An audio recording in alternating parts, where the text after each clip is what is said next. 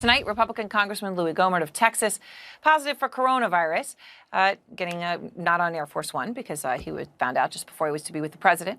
He says he may have gotten it by wearing a mask.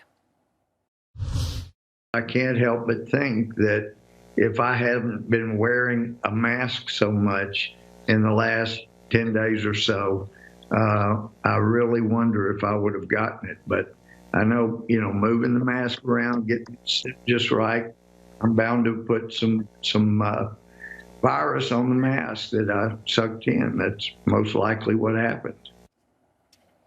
Out front now, Professor Aaron Bromage. He teaches biology at the University of Massachusetts, Dartmouth, and is a CNN contributor. And I'm glad to have you with me tonight, Professor. So Gohmert repeatedly floating this idea that he, who, of course, we've seen him in public many times, very rarely wears a mask to begin with, that he actually contracted the virus by wearing one.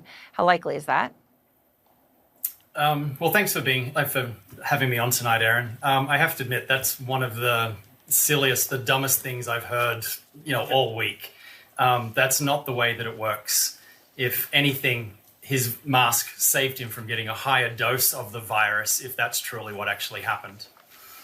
Wow, it's just pretty incredible that he would even put something like that out there. I mean, we do, to my point, right, he doesn't like to wear a mask anyway, and he's been saying they don't work. So he didn't wear a mask around other people.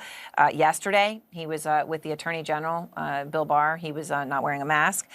He was not wearing a mask when he was talking to Congressman Doug Collins before yesterday's hearing in the Judicial Committee. You can see he and then Collins then pulled his mask down to talk to Gohmert as well. Right, so there's that.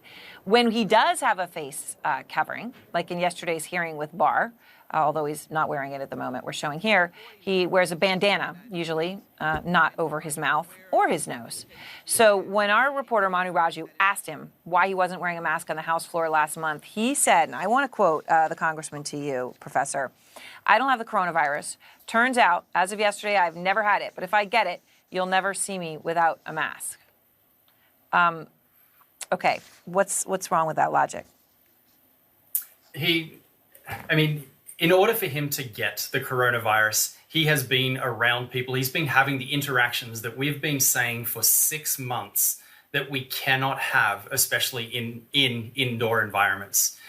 He has gone for the last 4 months without a mask as he's walked around Capitol Hill, around his fully staffed office, having the interactions to show Americans how to reopen safely.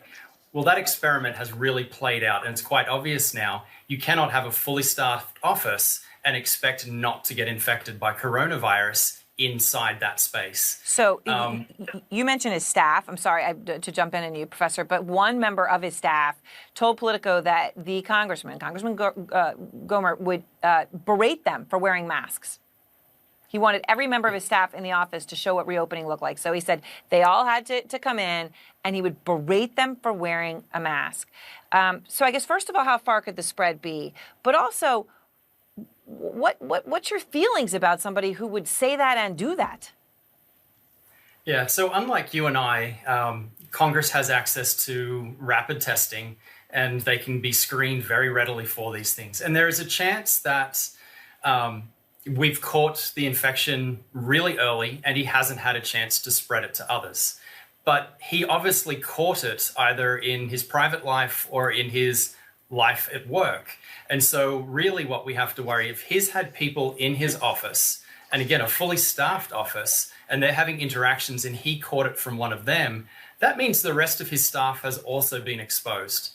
Now, if we've caught it late on him and he's actually infectious and able to infect others, then he's the one that will have spread it to his staff. So he's actually been part of the problem, part of the transmission chain. And this argument about not wearing masks and only wearing it when you're infected, you don't know. And he would not have known he was infected if he didn't have access to the resources that they've put in place for Congress.